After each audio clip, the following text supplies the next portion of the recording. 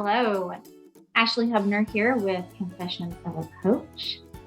I'm coming to you today to talk a little bit about negative teachers and some ideas of how to deal with that. So, what got me thinking about this is that this morning I had a really cool conversation with Dr. Frank Ranowski. If you don't know him, he's the author of Fired Up Teachership and Fired Up Leadership, and a retired principal, or partly retired. He does speaking engagements and is working on books and helping school communities thrive. So anyways, in our conversation this morning, we were talking about habits and how you can create habits that change the climate and culture of your school. And I started reflecting on this as a coach and my work in coaching mindsets of teachers. And I once told a principal, I can't change a teacher's personality. And I really thought that to be true until the last couple of months when I've really been focusing on this idea of mindsets of teachers. And I started thinking about that in relation to habits. A lot of the negative teachers that we deal with have been this way for so long that now it is a habit to them. It is instinct. It's something they automatically turn to. I can think of some teachers right now off the top of my head that as soon as I ask them how their day is going, they immediately go to all the negative things that have happened into that complaining mode. And so as instructional leaders and coaches, I started reflecting on what we could do to change these habits within these people that are working on our campuses. And so I kind of came up with the idea of replacement behaviors. Now, you might have heard that word before in behavior world when we talk about helping children find a replacement behavior for the negative behavior into a positive way to express themselves or deal with that issue. And so I started thinking about this with teachers. And I think that through some actions that we could take as leaders, that we could ultimately help teachers replace some of those negative behaviors with positive ones. So one, I think it has to start with modeling. I think as the instructional leader on your campus, you have to model the behavior, the conversation, the responses that you want to hear and see. When someone comes to you and asks you about your day, you don't want to start talking about the parent that called and complained, or the hundreds of emails you have to go through, or, oh, I have to meet with administration this week.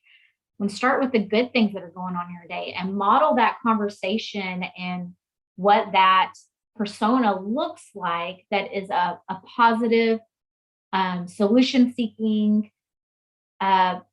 employee on your campus. The other step that I would follow is encourage the positive culture on your school. Show that it's wanted and worthwhile.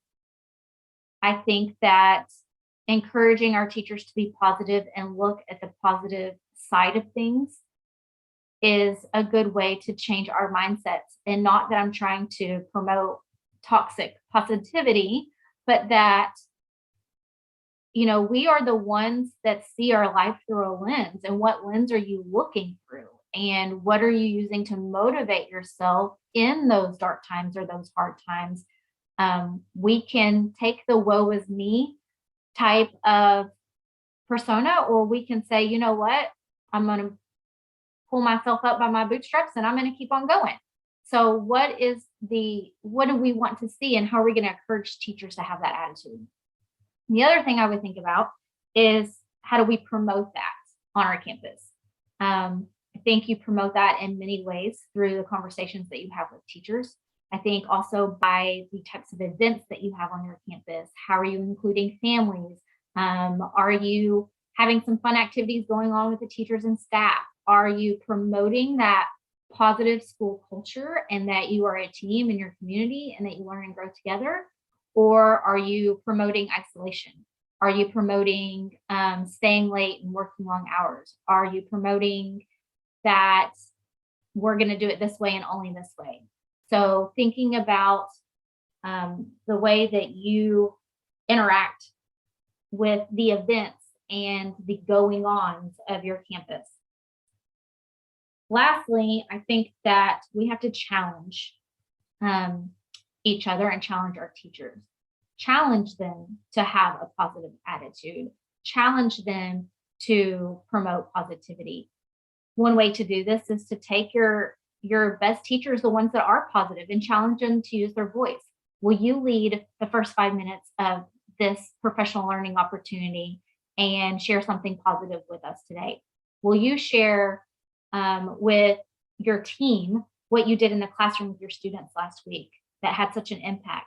So challenging our teachers to be positive and promote that positivity. The ones that are being negative, challenge them too. Challenge them with the idea of, here is an activity that I think your kids will love. Why don't you try it out? Challenge them to pick someone in the building that they want to go watch, that they could take something from, and then do that in their classroom.